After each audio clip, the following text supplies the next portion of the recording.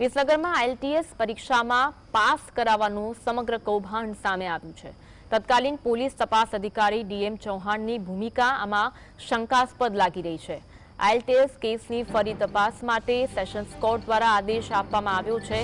તપાસ અધિકારી ડીએમ ચૌહાણે આ અંગે સમિતિ ભરી છે અને તપાસ અધિકારી વિરુદ્ધ તપાસના આદેશ કરવામાં આવ્યા। ડીજીપી દ્વારા કોમ્પિટન્ટ પીઆઈ અથવા તો ડીવાયએસપીને વધુ તપાસ સોંપવા અંગેનો પણ આદેશ કરવામાં આવ્યો છે। જિલ્લા સરકારી વકીલ વિજય બારોટની દલીલોને ગ્રાહ્ય રાખીને કેસને રીઓપન કરવાનો આદેશ આપવામાં આવ્યો છે।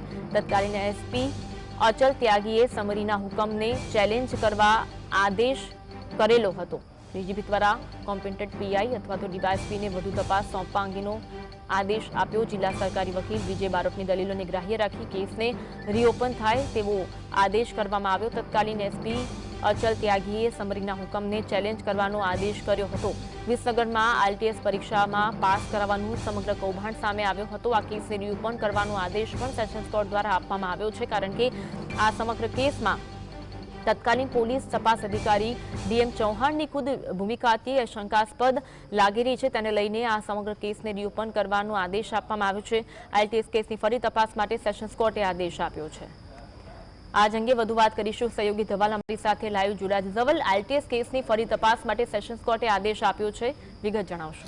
જી ચોક્કસથી અનવી વાત કરવામાં આવે તો ઘણા સમય પહેલા મહેસાણા જિલ્લાની અંદર આઈએલટીએસ પરીક્ષા પાસ કરાવવાનું જે કૌભાંડ છે તે સામે આવ્યું હતું। આઈએલટીએસ પરીક્ષા જે વિદેશ જતા વિદ્યાર્થીઓ હોય છે તેઓ આપતા હોય છે, ત્યારબાદ તેમને જે વિઝા પ્રોસેસ હોય છે ને તે વિદેશની યુનિવર્સિટીઓમાં એડમિશન પ્રોસેસ હોય છે તે થતી હોય છે, એટલે કે તેની અંદર મહેસાણા જિલ્લામાં વિદેશ જવાનો ખૂબ જ વધારે ક્રેઝ રહેતો હોય છે। ત્યારે જ આ કૌભાંડ છે તે સામે આવ્યું હતું। તેની અંદર અનેક લાખો રૂપિયા લઈને આ પરીક્ષા પાસ કરાવવાની હતી। તેની અંદર સેશન્સ કોર્ટ દ્વારા એક મોટો ચુકાદો કહી શકાય, મોટો નિર્ણય કહી શકાય તે આપવામાં આવ્યો છે। મહેસાણા સેશન્સ કોર્ટે કહ્યું છે કે તપાસ અધિકારી જે ડીએમ ચૌહાણ છે તેમને બી સમરી ભરી હતી અને જે બી સમરી રિપોર્ટ ભર્યો હતો તે શંકાસ્પદ લાગતો હતો। ત્યારબાદ મહેસાણા જિલ્લાના મુખ્ય સરકારી વકીલ વિજય બારોટ દ્વારા દલીલો કરવામાં આવી હતી અને કેસને ફરીથી જે રીઓપન છે તે રીઓપન કરવાની માંગ પણ સરકારી વકીલ દ્વારા કરવામાં આવી હતી અને જે તપાસ અધિકારી જે હતા તેની જે શંકાસ્પદ ભૂમિકા છે તે તેની અંદર સામે આવી હતી તેવી પણ વાત જોવા મળી હતી। એટલે કહી શકાય કે સેશન્સ કોર્ટે સરકારી વકીલ વિજય બારોટની જે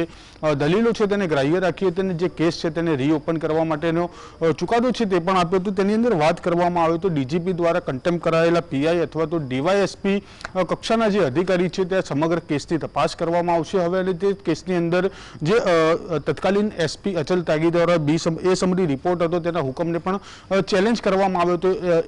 તત્કાલીન એસપી દ્વારા એ સમરી રિપોર્ટ ભરવામાં આવ્યો અને ત્યારબાદ જે તપાસની અધિકારી હતા તેમના દ્વારા બી સમરી રિપોર્ટ ભરવામાં આવ્યો, એટલે બી સમરી રિપોર્ટ એ આધારે ભરાતો હોય છે કે જે બી સમરી રિપોર્ટની અંદર તપાસની અંદર કશું જ મૂલ્યાંકન ન થતું, તપાસની અંદર કોઈ આરોપી ન મળી આવતા તેવા સંજોગોની અંદર કોર્ટની અંદર બી સમરી રિપોર્ટ જે ભરાતો હોય છે તે કરીને તત્કાલીન જે પીઆઈ હતા જે શંકાસ્પદની ભૂમિકાની અંદર આવ્યા હતા તે તપાસની અધિકારી તેમની પાસેથી તપાસ છીનવી લેવામાં આવી છે અને હવે ડીજીપી દ્વારા જે નવા તપાસ અધિકારી છે તેમને નિયુક્ત પણ કરવામાં આવશે। જી આભાર ધવલ, જોડવા માટે, માહિતી આપવા માટે। તો વિસનગરમાં આ સમગ્ર કૌભાંડ સામે આવ્યું હતું। વિસનગરમાં આઈએલટીએસ પરીક્ષામાં પાસ કરાવવાનું આ સમગ્ર કૌભાંડ સામે આવ્યું હતું।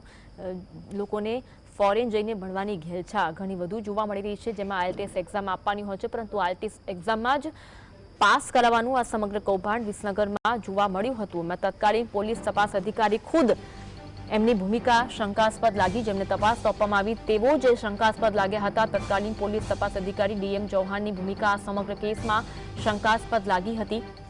આઈએલટીએસ કેસની ફરી તપાસ કરવાનો આદેશ સેશન્સ કોર્ટ દ્વારા આપવામાં આવ્યો, કારણ કે આ સમગ્ર કેસને સેશન્સ કોર્ટમાં પડકારવામાં આવ્યો હતો અને સેશન્સ કોર્ટે આ સમગ્ર કેસની તપાસ ફરી થાય તેવો આદેશ આપ્યો છે।